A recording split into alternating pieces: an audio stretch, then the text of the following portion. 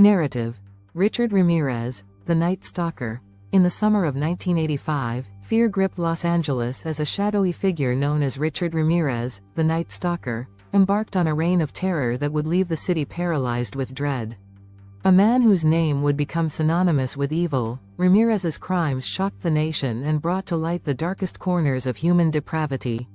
Richard Ramirez's rampage began in April 1985 and lasted until his capture in August of the same year. His victims varied in age and background, but the brutality of his attacks united them in tragedy. Women and men alike found themselves prey to a man who derived pleasure from inflicting pain. Ramirez's first known attack occurred on April 10, 1985, when he broke into the home of 79-year-old Jenny Vincow. What transpired was a brutal assault that set the stage for a series of horrifying crimes. Ramirez used a variety of weapons, including a gun, a knife, and even a tire iron, demonstrating a chilling versatility in his methods. Ramirez was a classic example of a disorganized serial killer. His impulsive nature and lack of a clear motive set him apart from others.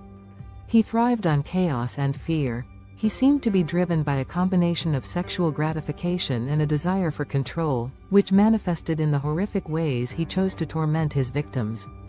The media frenzy surrounding the Night Stalker only fueled the terror.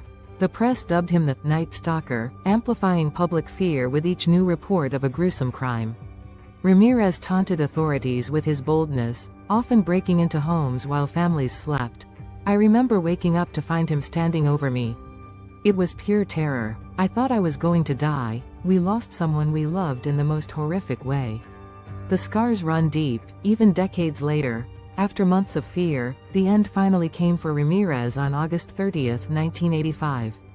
Recognized by a group of residents in East Los Angeles, he was apprehended after a harrowing chase. His capture marked a turning point in the fight against a man who had evaded justice for far too long. Ramirez's trial began in 1988, drawing nationwide attention. His arrogance was palpable, often flashing a smile in court and even displaying pentagram tattoos, which he claimed symbolized his devotion to Satan.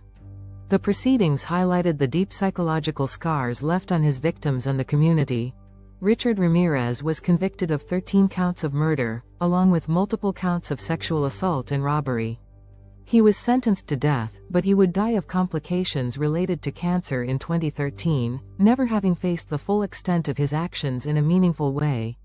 The story of Richard Ramirez serves as a grim reminder of the darkness that can lurk in society. But it also underscores the resilience of the human spirit.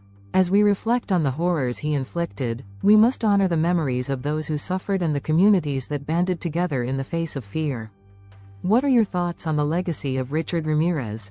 How do you think society has changed in its approach to serial crimes since the 1980s? Share your thoughts in the comments below, and don't forget to subscribe for more in-depth explorations of true crime stories that continue to shape our understanding of humanity's darkest chapters. This narrative provides a detailed exploration of Richard Ramirez, balancing his heinous actions with the impact on victims and society, while engaging viewers throughout.